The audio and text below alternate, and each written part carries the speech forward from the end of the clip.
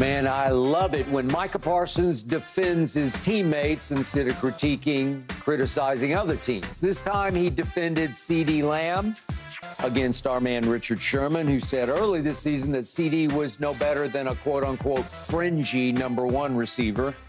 Now Micah calls CeeDee, and I quote, the best receiver in the NFL. Not top 5, not top 3. He's top 2 and not 2. He probably should be Offensive Player of the Year. CeeDee Lamb, congratulations, brother.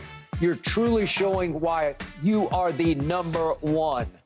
So, Keyshawn, do you agree with Micah that CeeDee has gone from, quote-unquote, fringy #1 receiver in Dallas to the #1 receiver in the National Football League? Well, I never had him as a fringy one. I had him as a guy that I needed to see a little bit more from. You did say that. Okay, and they started moving him around and showing his ability because in this world of football, as you know, Skip and Michael, as a player, coaches sometimes can make you look like you can't play football. And that was what was happening to CeeDee Lamb earlier in the year. He looked like a guy with number 88 on. And then all of a sudden... We can't have that. Well, am I lying, though? That's the way they were utilizing it. Yeah, then all of a sudden they got smart. And they said, you know, he's our best offensive weapon. We've got to move him around in different places and different things, like you talked about, getting the ball out of the backfield, bringing him across in zag motion, zigzagging him here, just doing different things with him. And now, in terms of being the #1 guy at the top spot in the National Football League,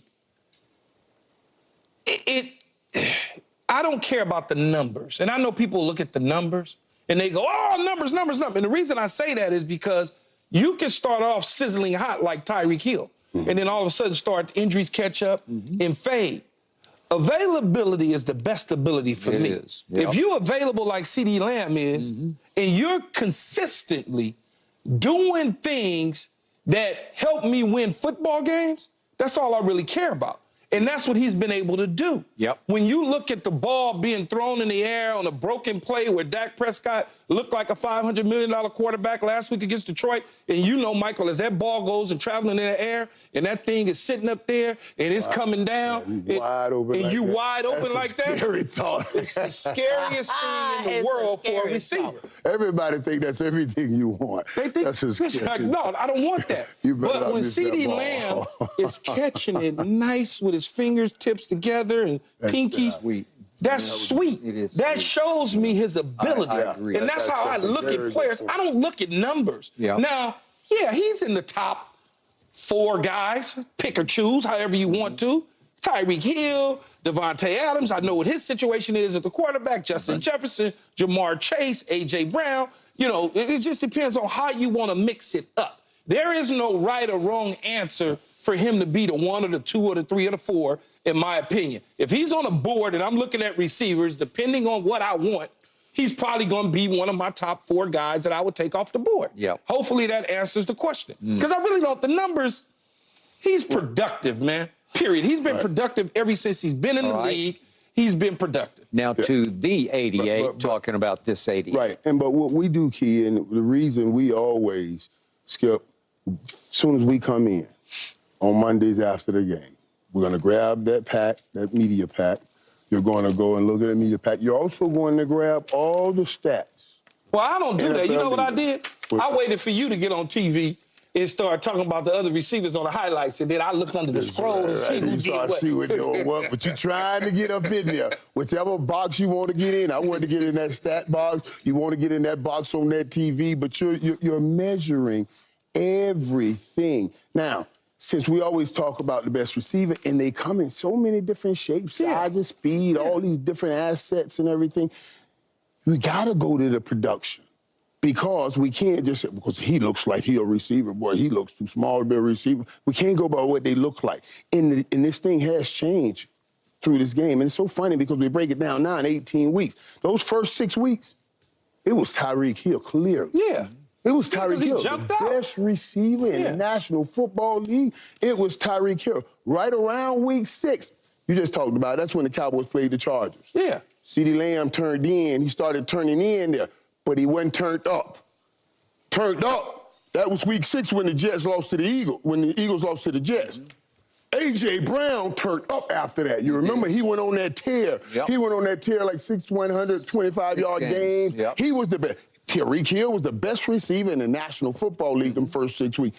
A.J. Brown became the best receiver in the National Football League those second 6 weeks.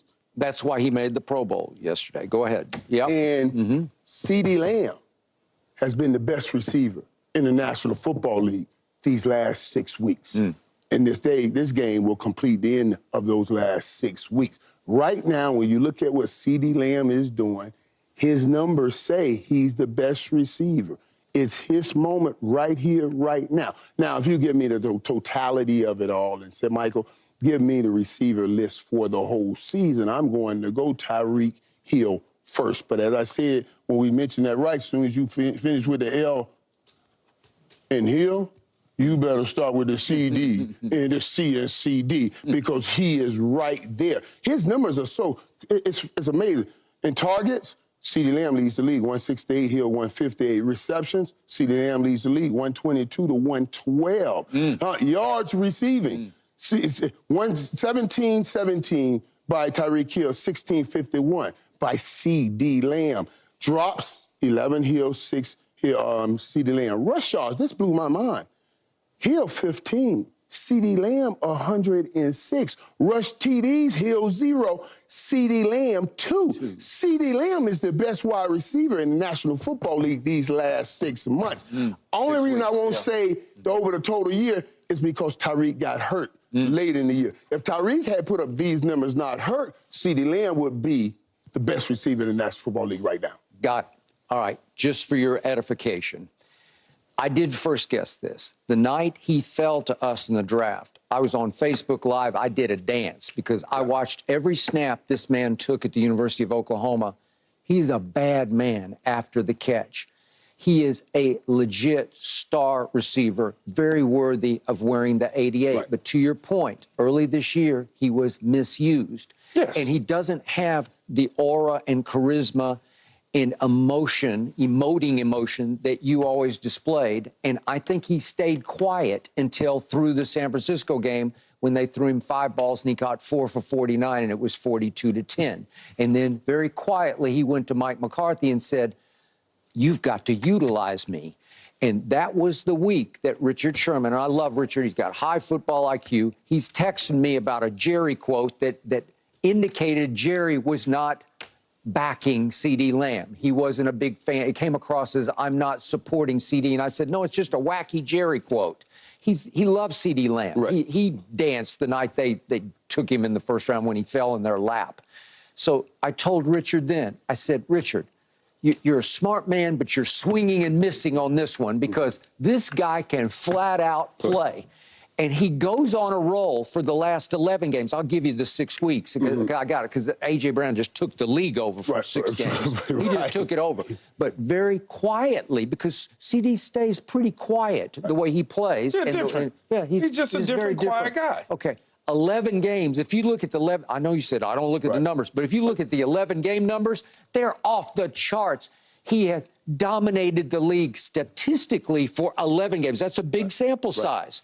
And he dominated Detroit the other night, and Dan Campbell said after the game, he's just a good player. We just didn't have an answer for him. The reason I don't look at the numbers like that, though, Skip, because I can see when I'm watching I know, him. I got that. You know what I'm saying? I'm with you, I'm like, I'm an eye test this guy. dude right here is really good. Yeah. They're not utilizing him right, though. All right, but productivity-wise, over these 11 games, you would have to say he's the best receiver. But he's been producing for the Dallas Cowboys since he's been in the league, though. He has. I mean, he continue every year. He gets better and better and better and better. And it just so happened to be contract time coming up. So now decisions have got to be made based on his performance and helping his team win. But they got to back that truck up. But he has gotten here by force and is not by choice. They chose to take a different route coming into the season. No question. They chose to try to ball control and keep Dak out of harm's way from throwing interceptions. They're going to try to win games running the football, slowing it down, and playing great defense. I keep telling people over and over again, it's great to have a plan, but the game will tell you you're playing when you get in the game. They wanted to do that. That's why they weren't throwing him the ball early on. They wanted to control it. And now the run game, we just talked about Tony Pollard and they signed Dalvin Cook. The run game didn't step up to what they needed to be. And by force, not by choice, by force, they said, okay, CeeDee Lamb, we got to give you a chance to switch up. We got to give you a chance to be the catalyst for this thing. Now it's not what we're going to have a run game and throw to you. You're going to be everything in this whole game. And that's why I just love Tyreek. The whole system is built around Tyreek. They're beginning to start to build their whole system, the Dallas Cowboys, around CeeDee Lamb. That's why I'm saying this is incredible. 2 weeks ago, you had Tyreek Hill on the Mount Rushmore. Mount Rushmore. Right. So now, great. With them numbers close to CeeDee Lamb, and what happens now? Well, see, Mount Rushmore is also a combination of your whole career. And Tyreek Hill, with Tyreek Hill, his whole career got there. But CeeDee Lamb having this kind of season, and if he could keep having this kind of season, man, right now he's right here. Climbing up Mount Rushmore. He's right around that pocket. He just keep going. He can roll on up chest. He can give them a shoulder, and he can get up here on that Mount Rushmore if he keep putting seasons like this together. Final thought. This is what I love the most about CeeDee Lamb. He is the baddest baller on my team. I trust him in big games and big moments. He comes to play. He is fearless, afraid of nobody. And he has what I call subtle separation because he can flat get open. They were doubling him. They were tripling him the other night. He can separate. It's subtle. He doesn't look like he's moving, but on quickness and speed, he has it. It's misleading how quickly and easily he gets open, but he can flat out get open. No, he's very good run at the catch guy. Yeah. When I said it when we first got him, everybody looked at me like I was crazy. And I said, you know, after I talked with him and we talked about wearing 80, I said, I'm telling you something, this is going to be the most physically gifted, talented 88 we've ever had. You're going to be a man. Look at this. This dude can play. Because even at Oklahoma, he has, I think it's like 7 touchdowns in the slot, 7 on outside. Well, perfect. And I was like, oh, that's interesting. That's crazy. Yeah. And he's coming here and doing the same thing. He is the most only thing he needs to fix for me is uncharacteristic drops. He does. He just fix that. Loses focus or whatever it is. Well, he's trying to do too much sometimes, and I think a lot of that goes with the game. Like if you feel we need something, I've seen one time trying to get up the field too soon before you catch that ball. Catch that ball. You just got to focus. And one little thing too. I know when they're grabbing you, just keep going hard. Sometimes, you know, he'll get mad and throw his hands up. And sometimes, because I'm a bigger guy, you're a bigger guy, we're used to people grabbing us and we can run through it. The smaller guys always turn, come on, ref. I just need him to run through it. Maybe he'll get the ball, maybe he won't, but just run through it. Constructive criticism. Come on, ref. Yeah, I ain't got to tell you, come on. All right, let's talk Eagles next. A.J. Brown says everything's going to be just fine for the Eagles, and I say baloney. Just like y'all don't see that.